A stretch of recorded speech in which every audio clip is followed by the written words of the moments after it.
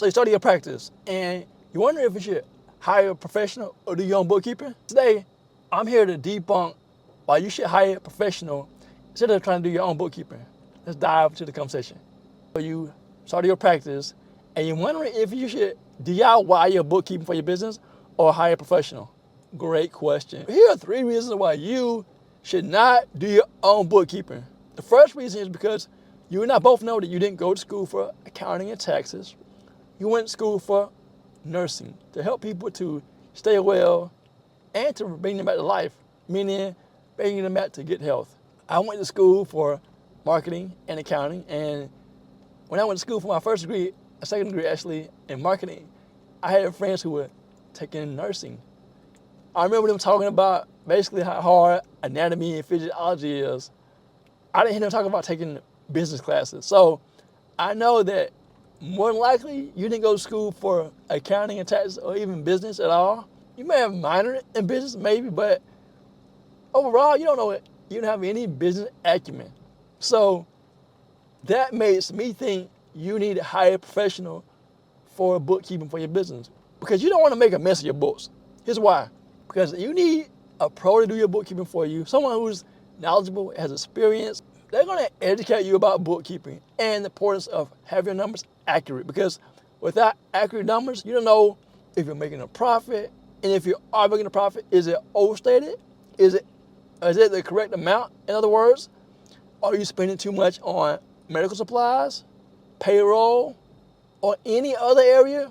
Well, if you got accurate bookkeeping, you'll know the truth about your numbers and it won't be fudged, meaning they won't be incorrect. You want to make sure you are hiring somebody to do that for you because think about it. If you do your own bookkeeping, yeah, it's done, but is it right? I had a client, I did bookkeeping for her. She hired me and she sent me a message via email said, basically, she didn't have any business doing her bookkeeping because she said she didn't know what she was doing. And I'm like, I know, I can tell because her books were a mess. She had a credit card on the books that wasn't hers.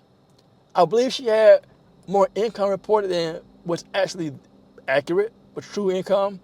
And it just wasn't good for her business. So I cleaned up her bookkeeping, got her on the right track, made things accurate for her, and was able to file her taxes accurately. You need the same thing. You need someone in your corner who is going to do the same thing by getting your books in order so that you can have clear and clean bookkeeping for your taxes. The second reason you need to hire a professional is you can't be missing out on deductions. You don't know tax law. And people think bookkeeping is just a spreadsheet or just a software. They put numbers in and voila, the magic's done. No sir, no ma'am. Why? Because the IRS basically dictates what is a business expense, meaning what's ordinary and necessary for your business. If you are not educated on tax law, then you may as well not even do bookkeeping because your books will be jacked up, they'll be a mess, and then you have to have a professional to get them untangled like spaghetti. That's right, I said it, spaghetti noodles.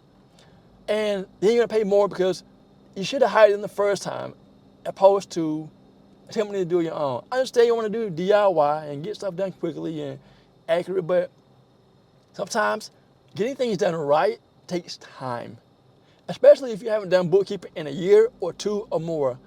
I have a client and I'm working on bookkeeping and we're like 2 years behind because, again, she had hired me when I had contacted her years ago. She would not be behind, but we're behind.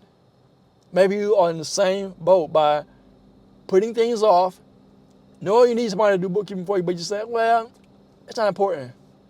Bookkeeping is one of the most important parts of any business, from a for-profit to a non-profit to a small business to a big corporation. Bookkeeping is vital for any business. And if you don't have it, then you might as well close your business. That's how important it is. And lastly, if you don't have someone doing your bookkeeping for you, you don't have a professional doing them for you, you can pay more in taxes. Here's why. It goes back to, are you having the deductions? Are you keeping up with your expenses?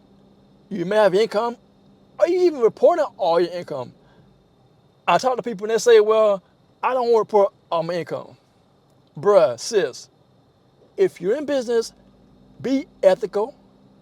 That's something that has to be ingrained in you. Be ethical, report all your income, and then report all your expenses by keeping up with receipts, bank statements, credit card statements. You go out to eat with clients, or just keep up with the things that are going to help you to deduct the right amount. Keep up with all your deductions, basically, your write-offs. Because the more write-offs you have, the less you pay in taxes. That's right, the less you pay in taxes, that is. So if you aren't reporting all your income, whether you get a 1099 from your clients or you reporting it through Cash App, Venmo, PayPal, whatever, all these platforms, or maybe you have a third party paying or taking your payments and sending them to your bank account, whatever the case may be. Keep up with your income and all your expenses, receipts, bank statements, credit card statements, all of the above, so that you can have your bookkeeping be accurate, clean, so that when you prepare your taxes or have them prepared by a third party, not you, hopefully you don't pay a whole lot in taxes. Oh, and by the way, make sure you have someone to help you with quarterly estimates, paying quarterly amounts to the IRS based on the income you've earned for the quarter, and also meeting with that person mid-year to have a mid-year review, and then meeting with them to file your taxes. So quarterly estimates, mid-year review, and annual tax preparation. I hope this is helpful to you. I hope I'm adding value to you. And if so, I want to encourage you to keep watching the video next, and I'll see you there.